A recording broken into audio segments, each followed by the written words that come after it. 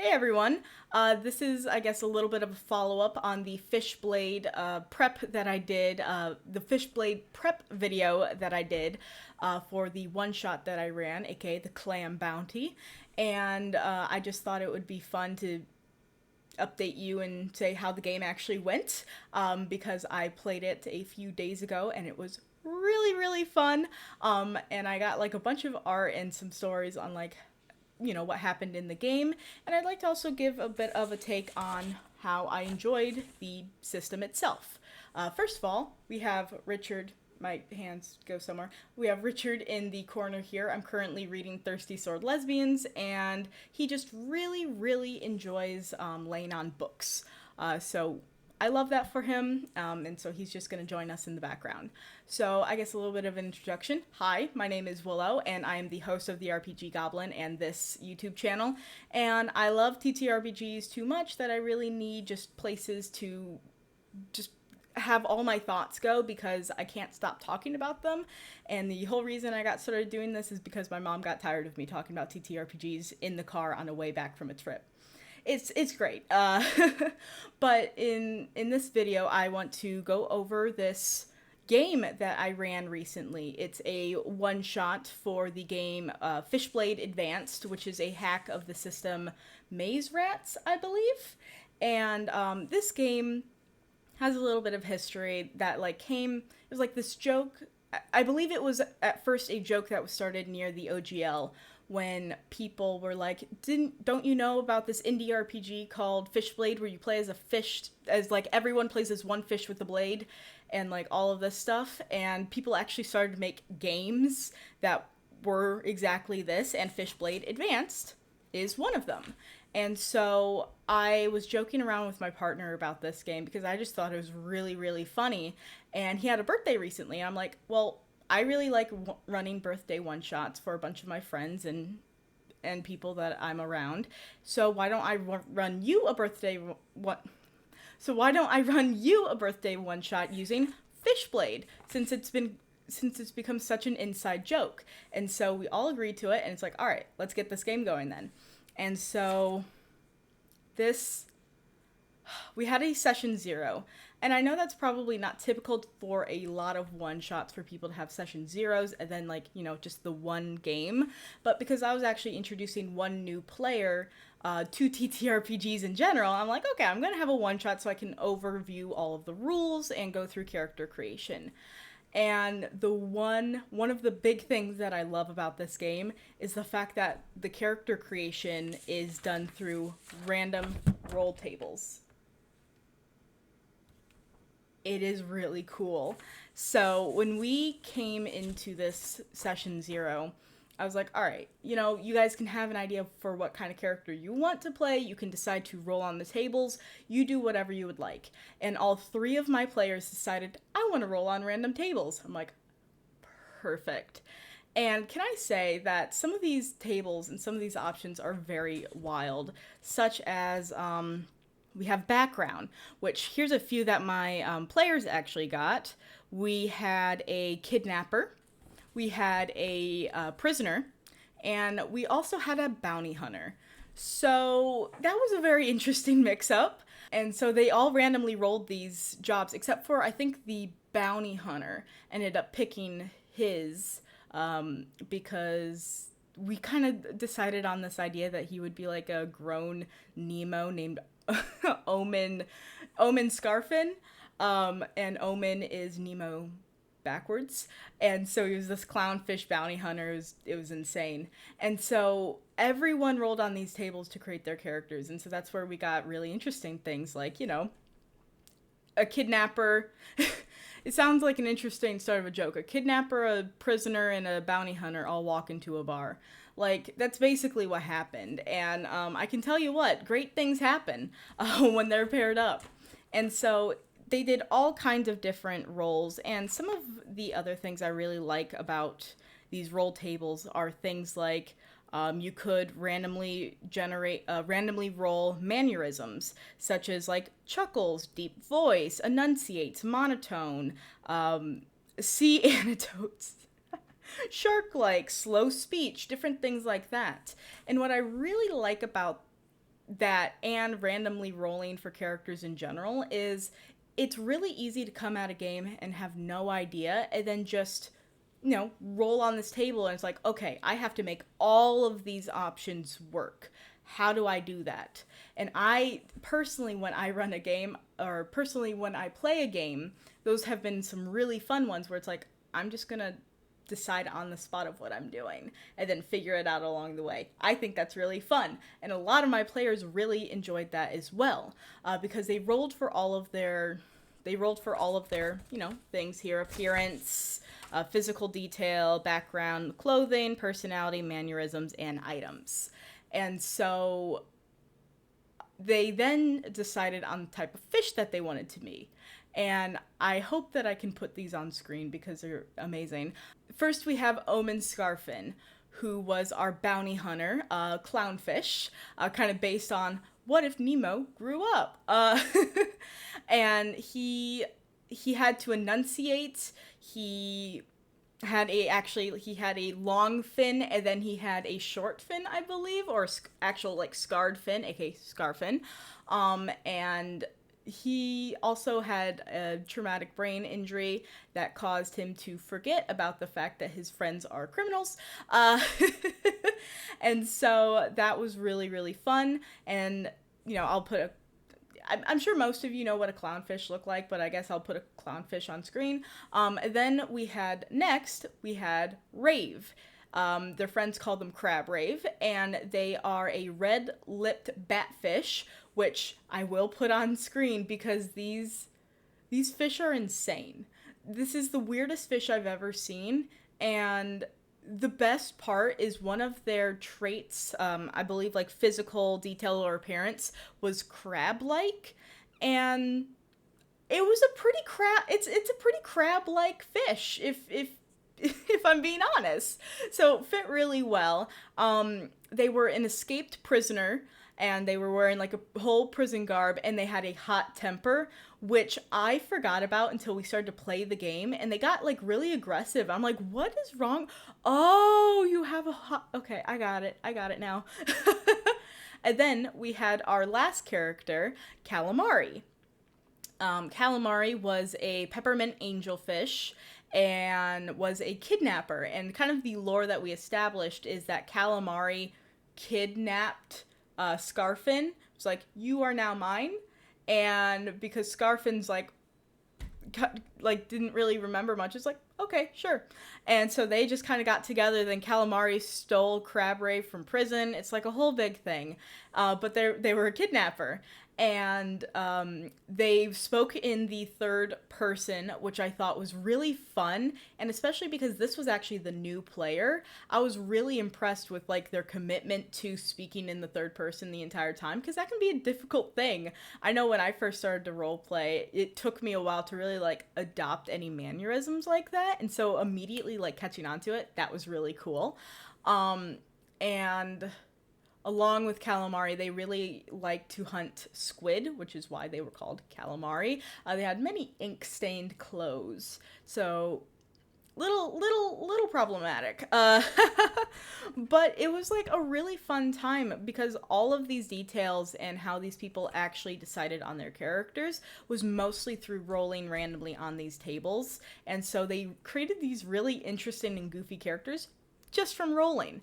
And one of the cool things is that they did end up picking their own fish, but they picked some really goofy fish. And I'll put also the peppermint angelfish. It should have come up on screen already.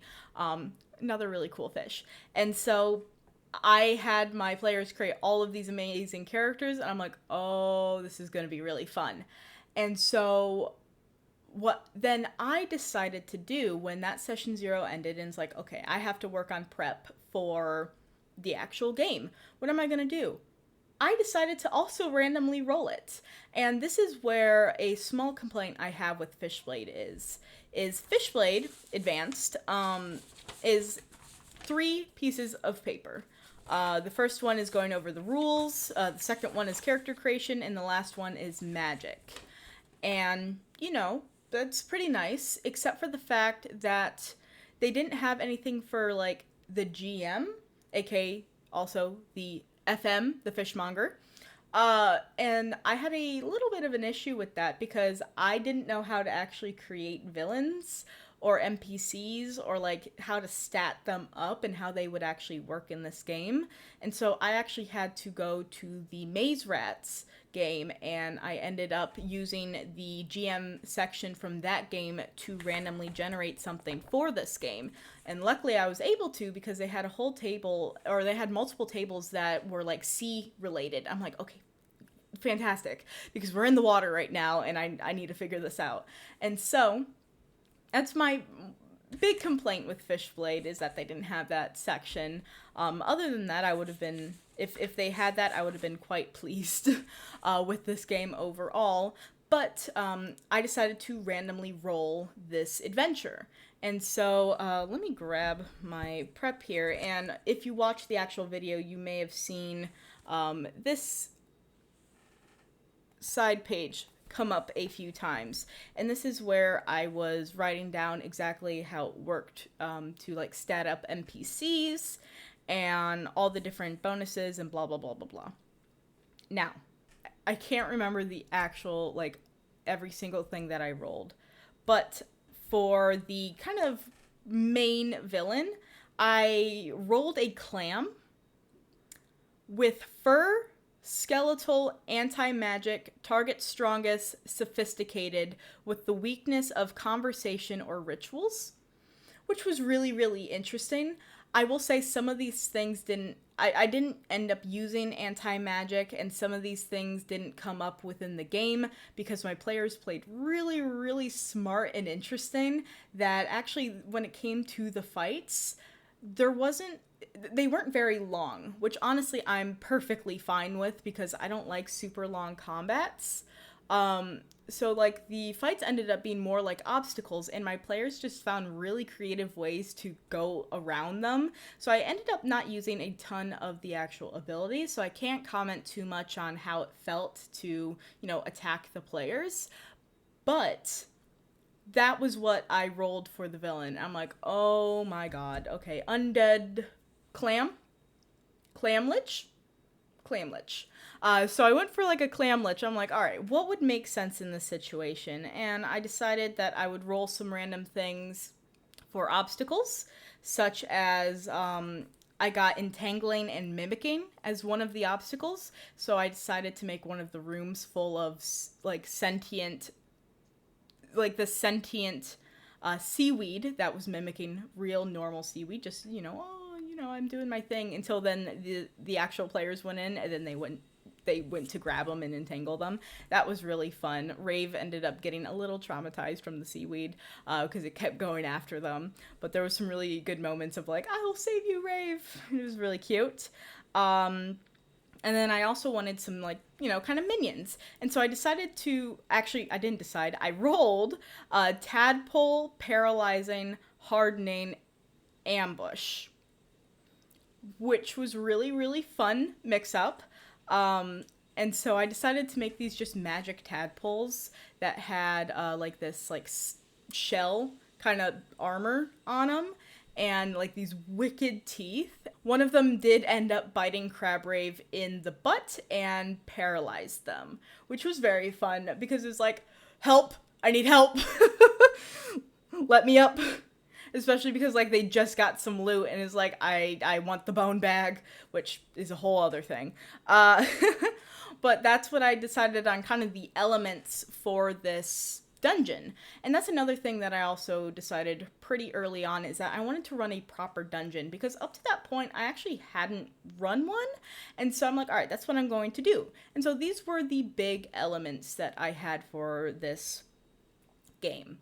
That I randomly rolled, along with, I also randomly rolled the contact, the way that they actually, got this job to go, fight this undead clam, which I ended up rolling lobster, paranoid, plates, which ended up basically creating this kind of brutish lobster that was really paranoid that someone was gonna stab him, because it's like, I don't want anyone to know about this, and was just super suspicious in the tavern, and ended up creating a little bit of contention because Rave kept asking do you think you're gonna get stabbed? And he's like, yeah. And they're like, well, what if I stab you? It was very upsetting.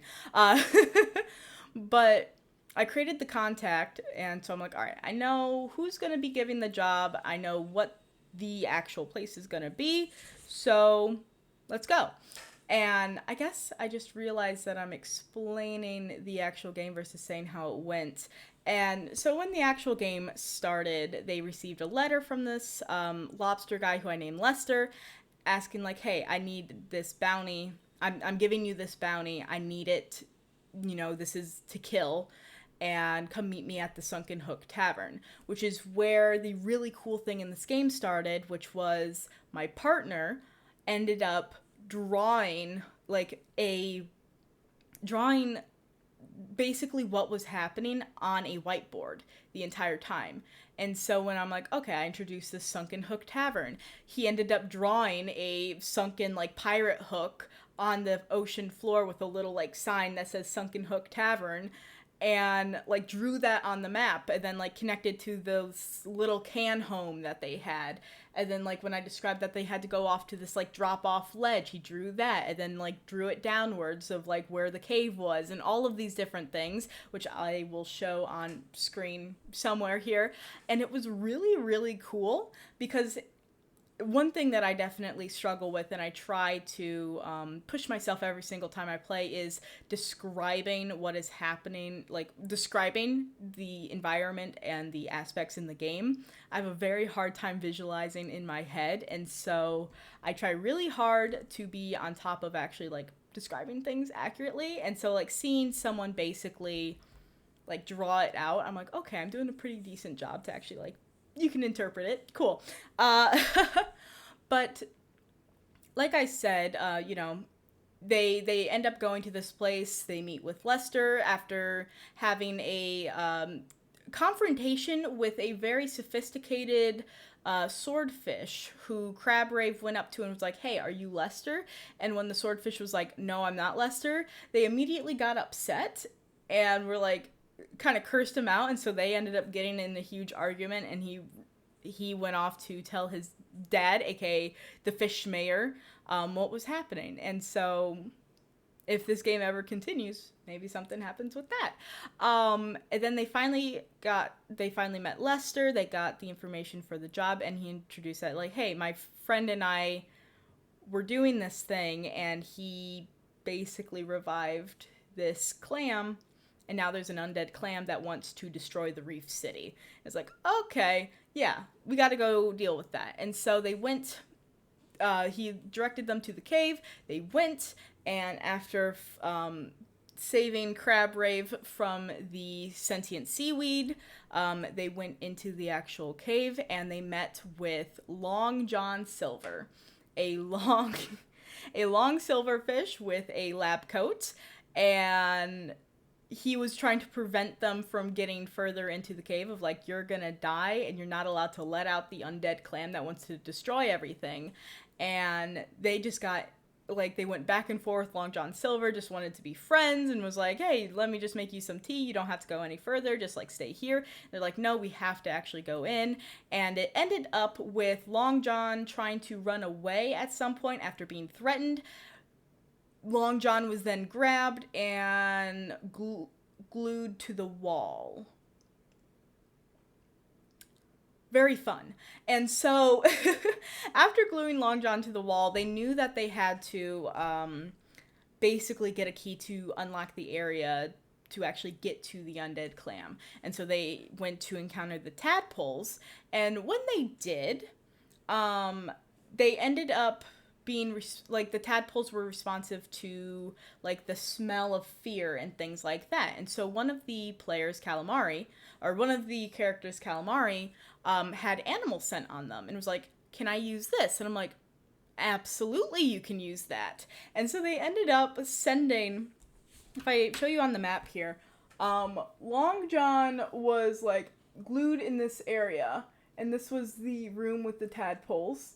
They sent it down this hallway and sent the tadpoles into the room, which then Long John got attacked. So R.I.P. Long John. And so they ended up being able to defeat these tadpoles. after getting, Crab getting bit in the butt by one. And then there was this chest in the middle that had this key. And along with that, I'm like, I really want to give these guys some loot because I think that would be very fun. Even though we're not like continuing this game, it would just be really fun to do that. And so I gave them a bladed axe, like a 4-bladed axe, a pair of shark tooth daggers, and the bone bag. And now a little bit of backstory. The person who is playing Rave is actually my younger sibling, and they have this whole thing, like this whole joke about being the bone man and giving like bone insurance. And so I'm like, I have to include something bone in here for them. So I created the bone bag. And I honestly had no idea what the bone bag would do. And so when they found the bone bag, they're like, okay, I want to use the bone bag. I'm like, okay, what do you do? And they're like, I reach in the bone bag. I'm like, okay, you grab a bone and you pull this bone out. And as you do, the bone floats out of your hand and turns into a little skeleton that now follows your orders. And they were very happy about that. It was like an actual like human skeleton too, so that was very fun. And they were just obsessed with this little skeleton man, but then forgot about him in the last fight, which is fine. And so everyone was super excited about these items, and we continued on to the last room, which if you can see on my map here, this was like the entrance, this was the seaweed room, this was where Long John Silver was, and the kind of entrances here were blocked off. They then went up here, and then went along to the final room, aka the clam room. And that was really fun because they went straight towards the clam room, not even talking to Long John because he sucks, clearly. He's glued to a wall. He sucks. So they continued to go, and they went into the clam room, and I got to do this whole fun, like, introduction of, like, this clam,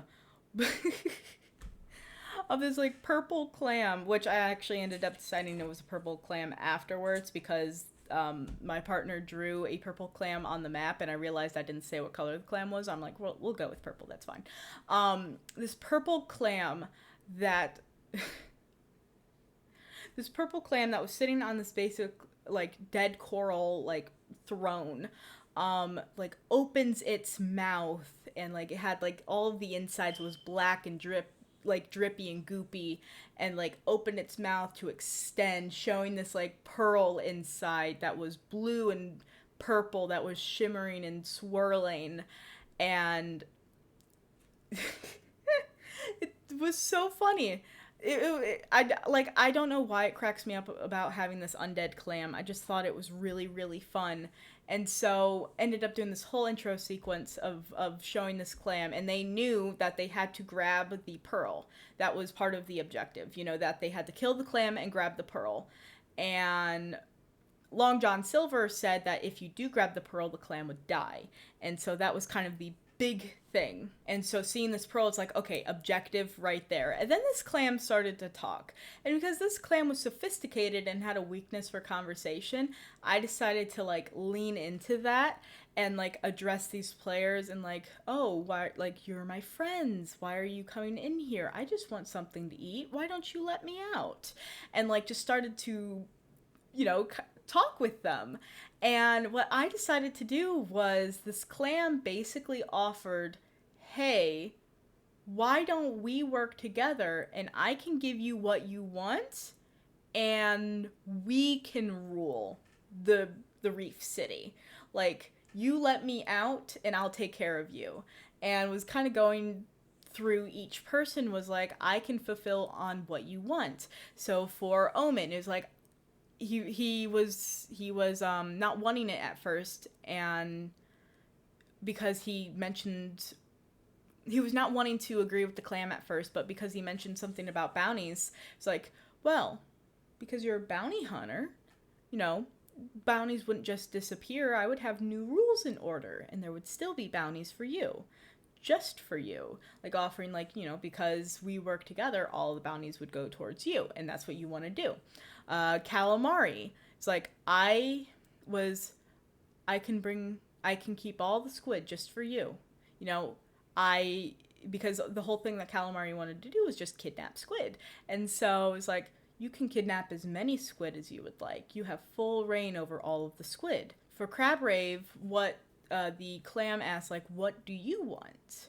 You know, what do you want in this world, and I can provide it for you. And Crab Rave was like, freedom, and then sent out a spell, which the way that fish spells work in this game is really freaking cool, but sent out a spell of this cauldron that shot out a big ray, and freedom. I want freedom from all of this. Boom. And I was so stunned that I'm like, I have to give you basically a surprise round right here. Like, there's no way, because this clam fully was convinced that they were going to be able to convince everyone. And so sent out this ray, and I had to roll a defense roll for this clam, and it was going to pass. And I'm like, I will give you guys this opportunity. If one of you assists Crab Rave in this moment to try and defeat this clam, I will re-roll I will roll another d6, and I will take the lowest amount. And so it's like, if one of you actually helps, I will provide this opportunity that you can actually hit, because it was going to hit for like 5 damage, which was a really good chunk. So it's like, all right, if you do this, it'll happen. And so Omen decided to shoot off his big heavy crossbow directly into the clam, and the force of the hit knocked the clam back into line with the ray, and did a lot of damage and started to glow green, and like was this whole big thing. And I was just amazed still, because I'm like, I still didn't expect you to do this. I thought you were gonna take the side of the clam, like, goddamn. And they all started to fight this clam, and I know that right before that there was a whole thing with like the ceiling falling, and there's all these different things, and then finally we get to Calamari is going to take a turn. I'm like, all right, Calamari, what are you going to do? And the player asks, hey, can I grapple, like, because the clam at this point is floating up in the air, can I grapple into the clam's mouth and pull myself forward so I can take out the pearl? I'm like, absolutely you can. Like, yes, please do that. And so we go through all the rolling for it, and Calamari ends up in the clam's mouth.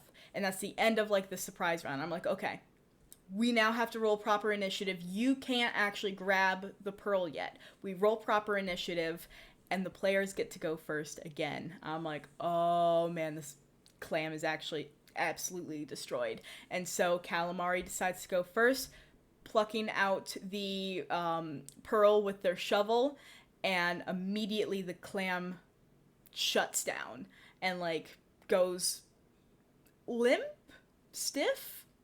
I'm not really sure what word you would use for a clam, but basically died. Like, it wasn't being fueled by magical energy to keep it alive. And so Calamari had to like duck out of it before it like snapped on them, and it was all this really cool things, and it fell on the floor with a thunk, and then they had a pearl. And it was really, really cool of like how that all ended, even though like it kind of sucked, because I did want to use some of the spells that the clam had, and I wanted to actually, like, you know, have a proper fight. I was more pleased with how that encounter went without doing anything with the clam.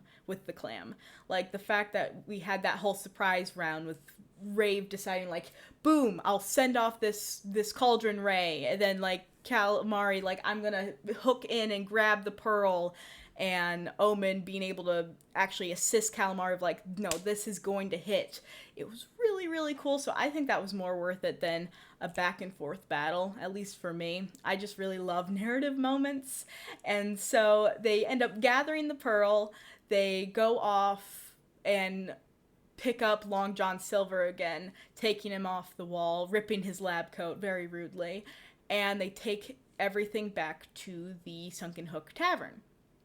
And once they get there, oh, and the whole thing with like, okay, a little bit of backstory on the clam. I forgot to say, Long John Silver, this was Long John's pet clam. Clam died, Long John wanted the clam back, so used powerful pearl magic to bring the clam back. Clam gained sentience and an ego, and decided to destroy the Reef City.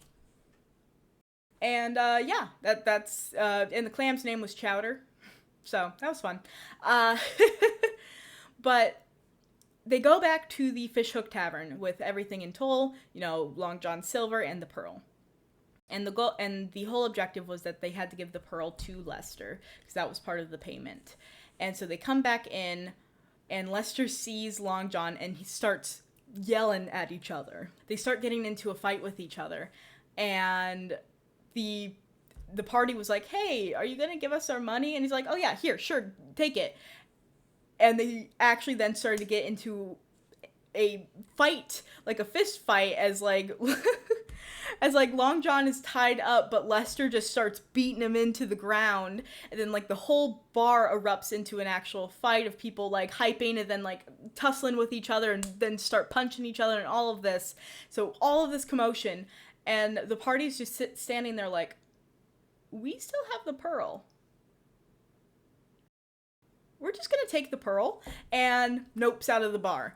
And it was so ridiculous. And it was like, yeah, well, you know what? Yep, you got the pearl. And so we did this like nice little epilogue of like, what do you do with your doubloons and with the pearl and all of these different things. And we set up like two things of Omen used the pearls basically a database to find all of the criminals. And at the very end is the names of his friends Crab Rave and Calamari. And so, you know, once he gets through this list, he's going to find out the truth of who they really are, finally. And the final thing is Omen going out to get the fish mail and finding a red letter. Opening it up is a message from Lester saying, "I'm going to get you." And that is where it ends.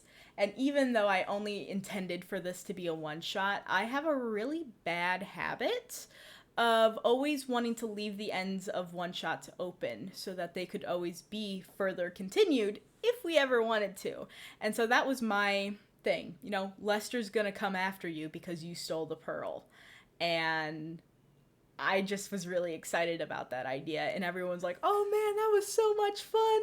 Like, everyone had a fantastic time, and it was kind of funny because at the beginning I was a little nervous and thought I wasn't doing the greatest because it's been a little bit since I actually ran a one shot, and like that month I only had only one session of my Monster of the Week game, so I was just feeling a bit rusty. But then to have it end off with everyone so excited about how it went down and the fact that like Lester's coming after them and like all of these things, it just like made me so happy. And again, this map that my partner made the entire time we were playing is so cool. Again, I will like have it come up because I just love how, you know, it's a side view, and, you know, I was describing this for the entire, like, dungeon, little guy.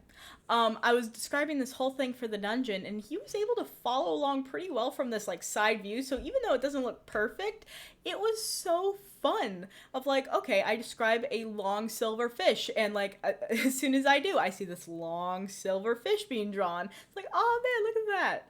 And so, like, it's all just the really cute elements, and, like,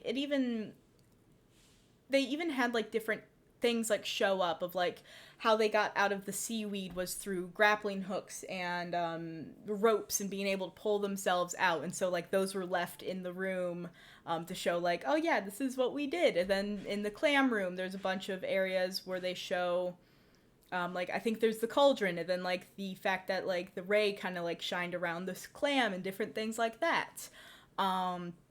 It was just really, really fun. And so if you want to play a really goofy game where you play as a bunch of fish adventurers with blades, because in this game, you have two things, fish and blades. I definitely recommend checking out Fishblade Advanced. If you are confused from a GM perspective on what to do, please check out Maze Rats, which is what this game is based off of. As that gives a bit more information, and the Maze Rats like random tables are also really good, so if you're just looking for really good random tables, get Maze Rats just for that. But yeah, I think I did a little bit where I kind of talked through the prep of this game, and I may end up removing that and just keeping the section of like where I said what happened. We'll see, because again, I ended up rambling for much longer than I thought I would. This is a really bad habit. I just get really excited when it comes to these games, and when I only plan to record something for 20 minutes, it is almost 40 minutes now. So it's fine. Everything's fine. And I guess this kind of last bit, I know that we had art of Calamari that I will show on screen here. And yeah, this was just a really good game. So if you want to play a bunch of crazy fish, get Fishblade Advanced. I'll have a link to the game in the description along with Maze Rats. So yeah, let me know what you think, and I hope this provided some fun context to the prep video that I did, which I really want to do more of those. Let me know if you want to see more of these prep videos, because I really enjoy doing them and showing the actual process. I guess we will end here. Thank you so much for watching, and make sure to play more games.